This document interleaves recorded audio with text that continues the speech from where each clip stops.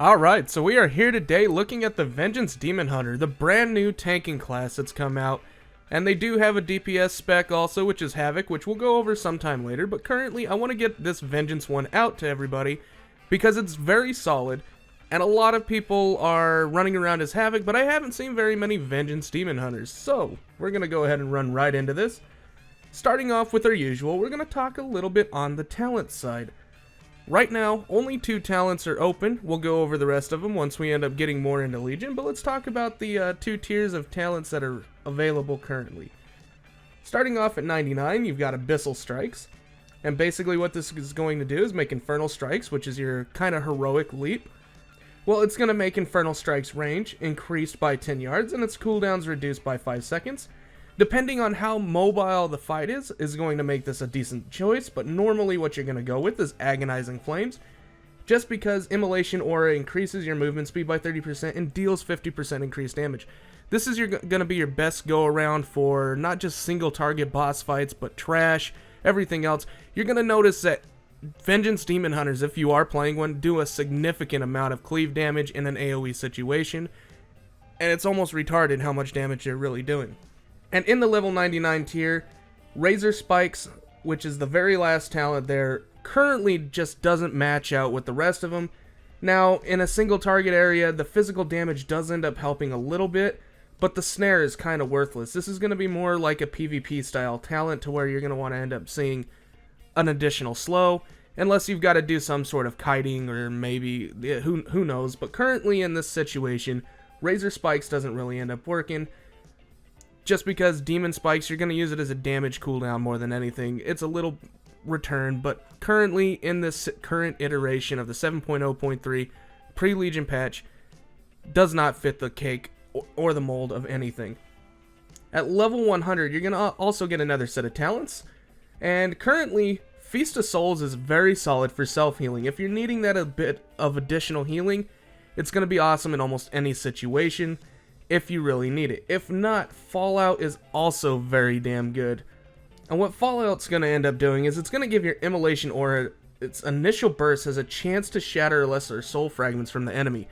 So this is going to help you in both AoE, because as many targets as it ends up hitting in a large AoE situation, it's going to have a better chance of dropping more shards. Really helps out in that burst heal situation. The other area it'll help out is on single target fights. If you do end up taking a hard hit, you'll be able to pool up a little bit better than what you normally would to end up healing back up any large damage it's hit. Almost kind of want to think like a Death Knight in this situation when you're using Soul Cleave to pull the orbs back in, but we'll go over that in a little bit of a talk of the gameplay.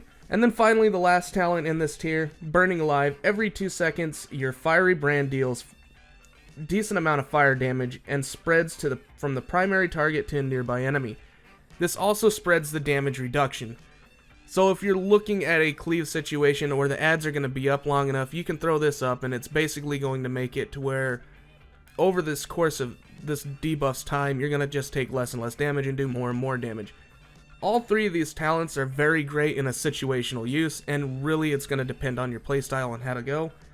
My choices, though, are Agonizing Flame and Fallout for just about any situation. So the next thing we're going to talk about a little bit is going to be the stats themselves. And what I really want to end up saying about this is there's a lot of different ways you can do this. No one's really got a good way or a bad way, but generally, I'm going for the higher damage output of this tank, as it feels more fulfilling, at least in 5-man content and most raids that I've been doing with it.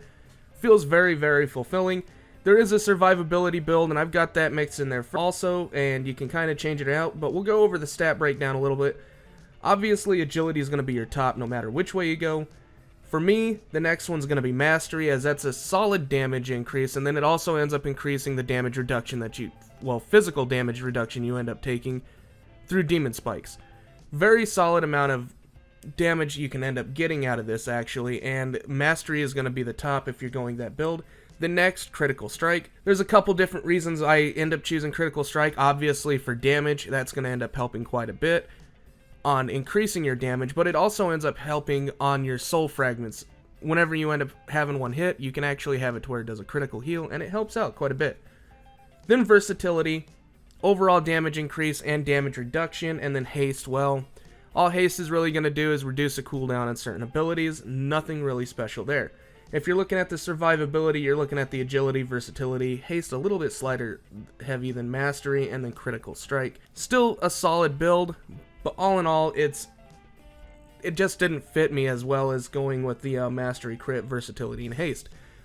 This is a fun spec to end up playing, and one of the great parts about it is the high numbers it put out and the skill level it takes to maintain those high numbers and reduce damage.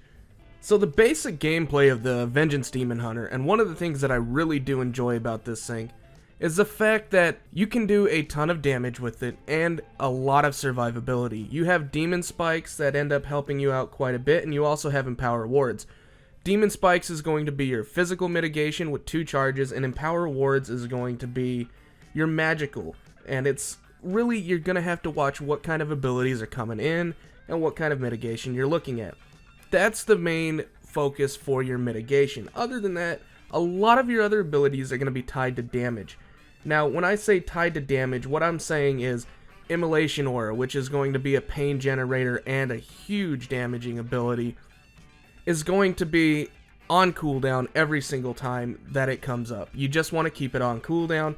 The other one that's going to be used quite a lot for pain generator is going to be Shear. Now, Shear is very weak to end up using. It should only be used as a filler. The other thing you can use as a filler is Infernal Strikes, as long as you don't have any movement coming in, which basically you'll just heroic leap straight into the same place. It's very nice to end up seeing the additional burst damage, especially if you know there's a pack of mobs coming in. Most of the time you can jump over there, and depending on what you're playing, you can almost wipe everything out. It hits very, very hard for right now, especially if you went crit mastery build. Now, the other thing that you're looking at outside of this active mitigation, the active mitigation itself is great for overall damage reduction. You're also looking at Fiery Brand built into this active mitigation, which is a 1-minute cooldown, and it does a very solid amount of damage along with a very solid damage reduction. You're going to want to use this just before any large hits, or if you talented it on any large AoE groups, to end up having it spread around and just reduce damage completely. So the next part, like I was trying to say, outside of the active mitigation side, you're looking at your self-healing. You're almost acting like a Death Knight when it comes down to it, and you're going to be wanting to time your Soul Cleaves just right. Large amounts of damage, you're going to want to end up using Soul Cleave to bring in all your orbs and also do a decent amount of healing. Now, Soul Cleave does use a solid amount of pain. The thing about it is it's timed, but you don't want to end up capping out your pain ever. You want to make sure that you're actually getting the full benefit out. So when you see yourself dip, that's when you're going to want to use Soul Cleave. Whether you have 4 or 5 orbs, doesn't matter. Use Soul Cleave, it'll end up helping out, and usually try and use it right after you end up using Immolation Aura. And the reason why I say use it after Immolation Aura is because Immolation Aura is going to pick you right back up to that point. Now, as for defensive cooldowns, the main thing that we're looking at here is going to be Metamorphosis. There's no damage modifier built onto this or nothing. What you end up getting through Metamorphosis is just going to be a stamina increase.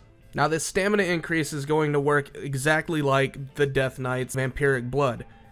It's going to end up giving you a huge amount of stam, but instead of you having increased healing, what it's doing is it's helping you generate pain along with it.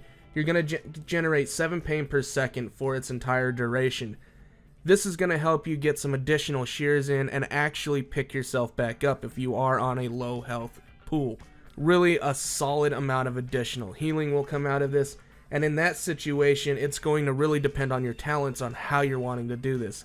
If you did end up going with the heal over time through Soul Leech, you will do a lot better on that situation for burst pickups, and it'll end up helping out just a tiny bit more, not a lot compared to the other talents, but it really is going to depend on how much damage you're really taking. Now, the other defensive cooldown that you have is going to be Darkness. This is going to mark an area in 8 yards, just basically to make it to where you've got a 15% chance to avoid damage from any incoming attack. This is great in all situations. This is great in PvP. This is great for an actual group cooldown, but at the same time, 15% chance is not high enough for it to be reliable. So it's going to be something that you're going to have to end up throwing down and hope the best for, but do not add it into a rotational cooldown, because it just doesn't do enough.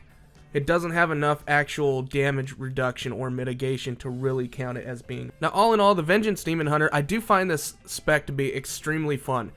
I enjoy it way better than I do Havoc. For some reason, me and Havoc just don't seem to get along. It is decent, but I find it very slow and bland. It does get better once you go past the level 100 cap, but currently in the 7.0.3, being at level 100, there's nothing to it. There really is nothing to it. Vengeance, on the other hand, there's a lot to it, and there's a lot more to end up coming. This is a very, very, extremely fun spec that I can't wait to dig my hands into a little bit deeper when Legion comes. If you're really looking at wanting to play this thing and get serious with it, make sure you get on. Make sure you test it really damn well. If you have beta access or somebody that does have beta access, get on one and actually level it up a little bit, because it does get different. It does get a little bit more tight when you get later on down the road. But at the same time, it's still very active and very fulfilling to end up playing this thing to 100%. But you gotta play it to 100%. I've ran into really good Demon Hunters on beta, and I've ran into some that should have never even tried on beta. All in all, this is gonna be it for a real quick guide, guys. I hope you enjoyed yourself, and as always, thank you for watching.